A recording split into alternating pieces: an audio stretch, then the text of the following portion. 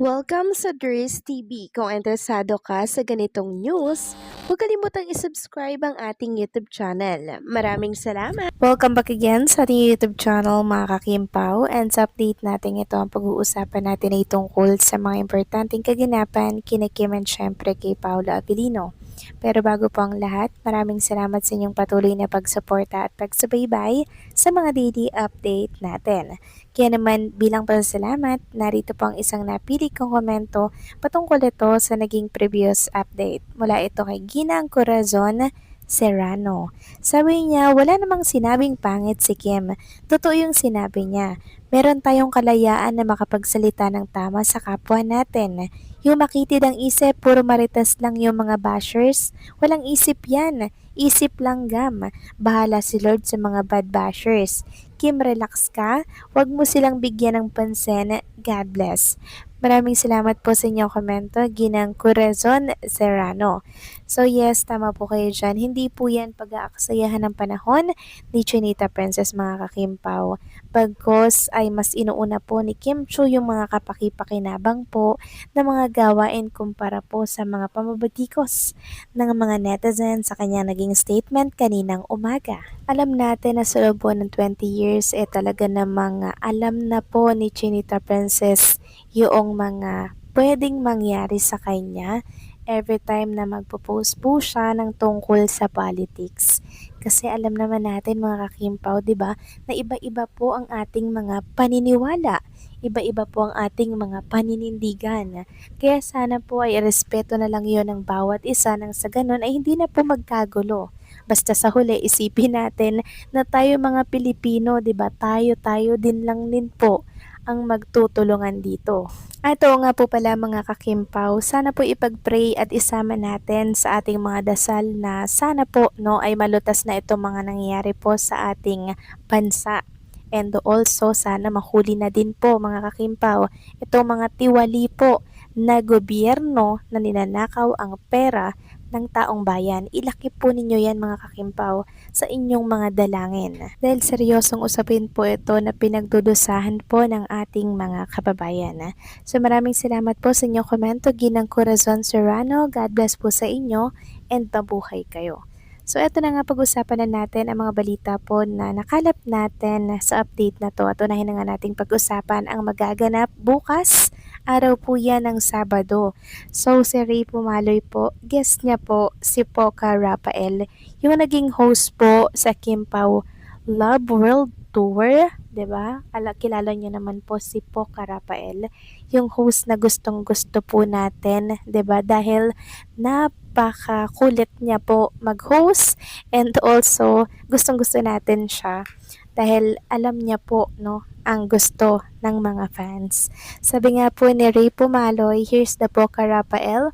My guest tomorrow, May 16, Saturday, 11 a.m. to 12 noon on Duar Abante Radio, Facebook and YouTube po yan mga kakimpaw. Kaya supportahan po natin ito kasi masaya daw po ito. Maraming mga revelations si Ray Pumaloy and Poca Rafael. Meron po siyang i-reveal sa mga pangyayari po siguro nung nakasama niya si Kim and Paula Abilino backstage nung time na world tour po ng Kim Pao. Okay, wag natin kalilimutan ha. Bukas yan, 11 a.m.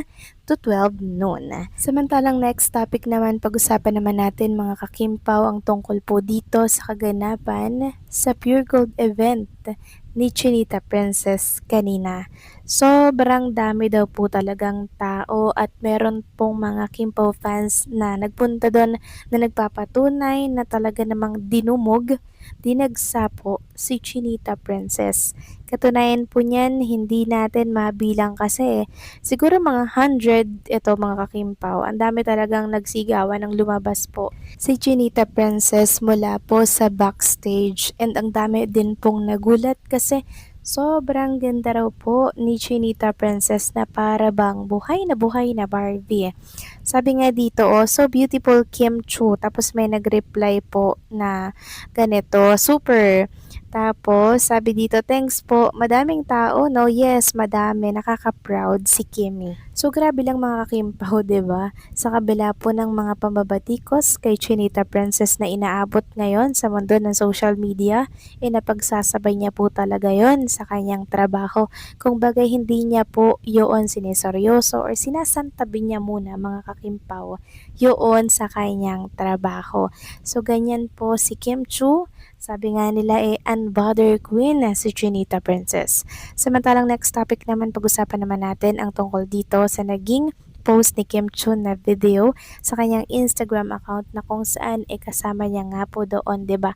Si Derek Loren nung time na bumisita po si Derek Loren sa isa sa mga event po niya dyan sa world tour sa ibang bansa.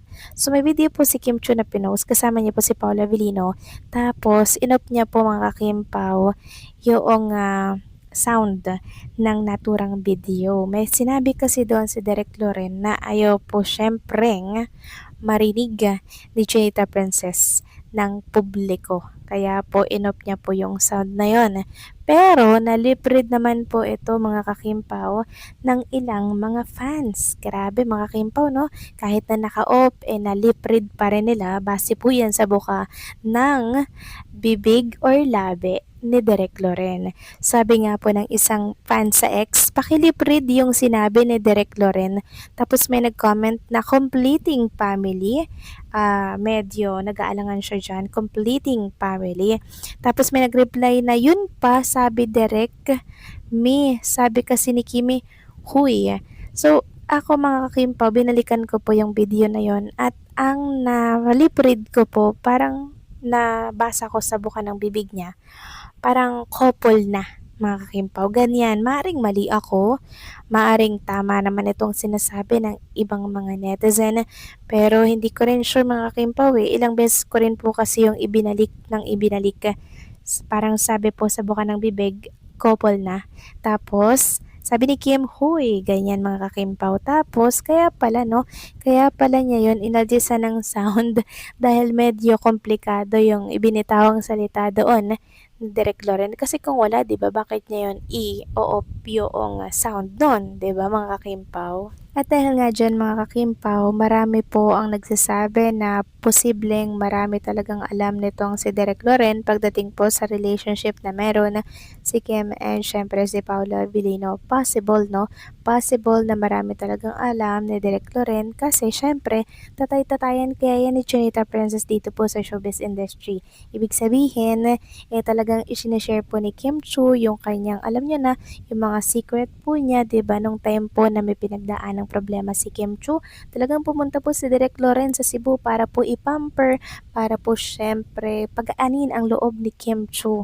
'Di ba? Ganun din po si Bella, pumunta rin po sa Cebu. So isa po 'yan sa nakakaalam ng mga secrets ni Kim and syempre ni Paula Avellino. Pero syempre, since privacy is important, syempre alagaan po 'yan ni Derek Loren, 'di ba? So paano mga kakimpo, hanggang dito na lamang pong update natin at maraming salamat sa patuloy po na pagsuporta.